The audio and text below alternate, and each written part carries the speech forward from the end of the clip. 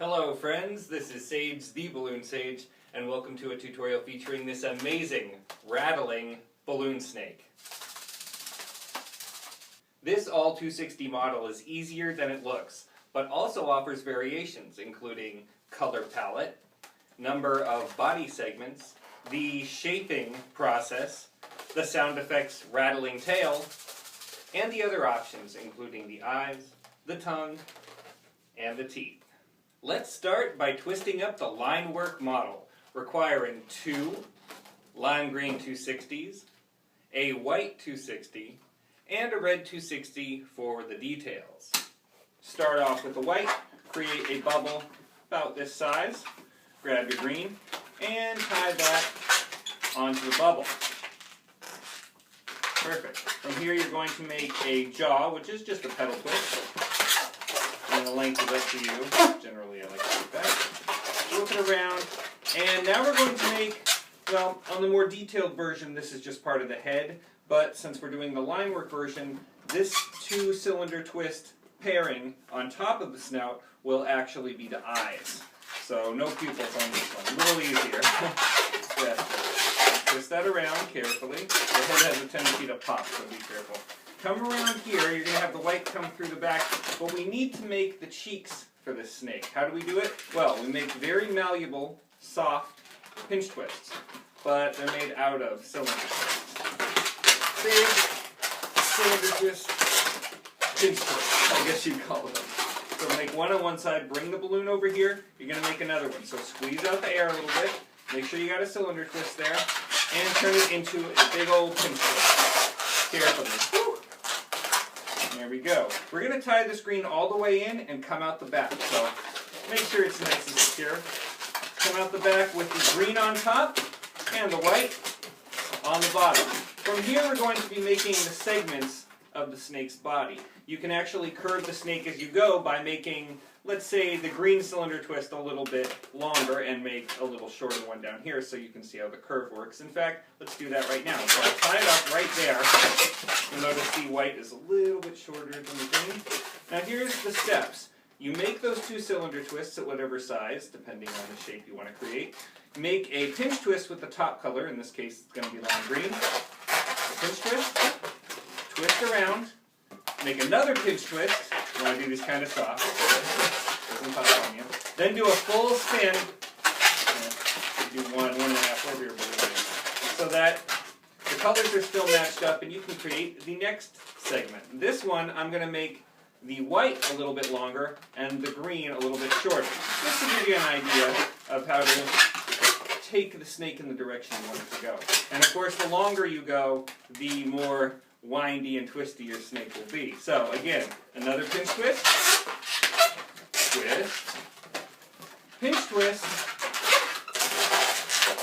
and then twist it all around so that the green is back on top, white's on the bottom, and you can continue on. But with another lime green. We're going to be popping this one. Turn that off. Tie this in, and we'll have the white continuing out just like that. Your second lime green should also be inflated about halfway, and then tied directly into those pinch twists. Now we're doing 2 pairs of pinch twists. Well, we're doing pairs of pinch twists, I should say.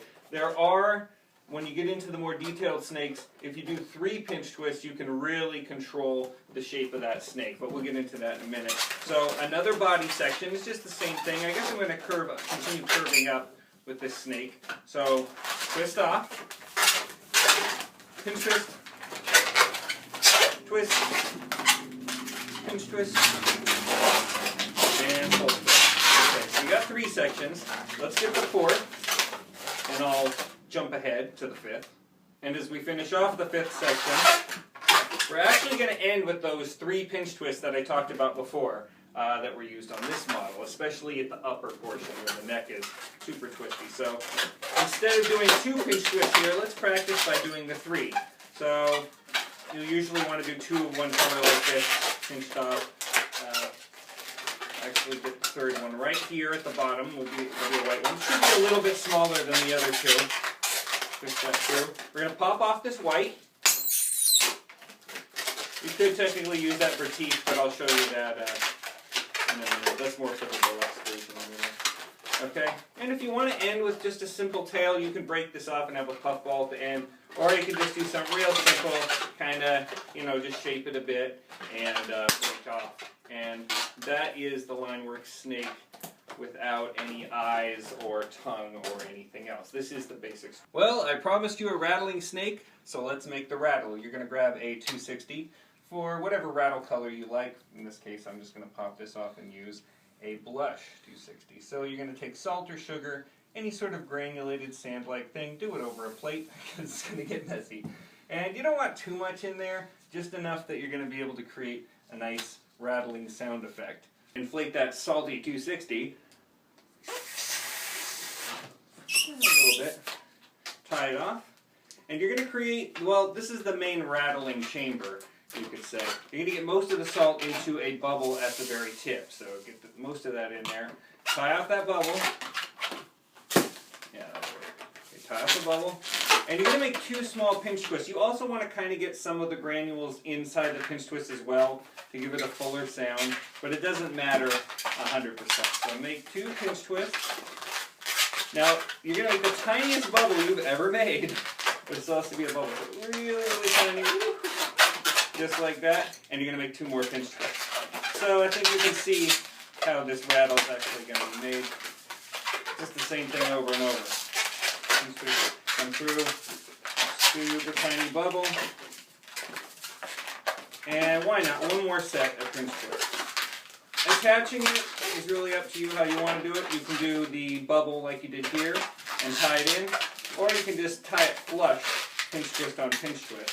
But I think I'm going to go with the bubble.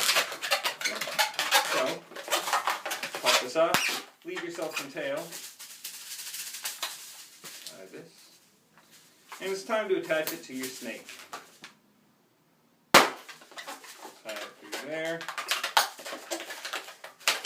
And it's going to be nestled right in these 3 pinch twists. Very tightly against them as well. So pull that through. Ah, there we go. Okay. Nice and secure. And you may even want to take the bubble itself and tie it around 1 or 2 of the pinch twists, just to give it that extra security. Okay, so you can do it like this, or you can just hold it and shake it like that. Now, if you're going to be making the 4-balloon linework model, you wouldn't have put on this tail and just left what we already had, but you would be doing exactly this. You'd have either a scrap of red or a full red, and what you do is create the eyes and the tongue. So the eyes are very easy, just very small bubbles turned into pinch twists. So 1 there, make another 1, make sure they're even. Symmetry is key, and even them up. So they're right next to each other coming out the top here. You're just going to pop this off, and you can push up if you want to where the tongue's going to be, and just tie it there. I'd say leave a little bubble to either put at the end of the tongue or to stabilize the tongue at the base. Put that over there. Okay, we'll just throw this over here for now. Got to get those eyes on. So you should have a scrap coming out the back, which is perfect. You stick that scrap through the white portion of the eyes. So, like that. Of course, it'll take a lot more than 4 balloons if you want to get specific colors, but that'll be up to you. Specific color schemes. Alright. Tying it all through. Just a couple of times, let it go, and it's there. You got the eyes on your snake, you got the tail on your snake, so let's just put on the tongue. Here's your tail scrap of red, which makes the tongue. I'm going to start off with just tying it directly into the mouth between the green petal twist and the white bubble. Just kind of get it in there, kind of let it go. No big deal. You can have it like that, or of course you can French the snake. Or you could have it like that, which I like a lot better. Alright everybody, we've run out of time for today's lesson, but I hope that you've enjoyed learning how to make these very cute segmented snakes with rattling tails. And you know what, I'd have to say a lot of personality. It's a lot later than I thought, so I'm not going to have time to teach you the fangs, but I hope everything else was helpful. Thank you for joining me. Please like, please subscribe, and I'm off to a job, so I'll see you soon.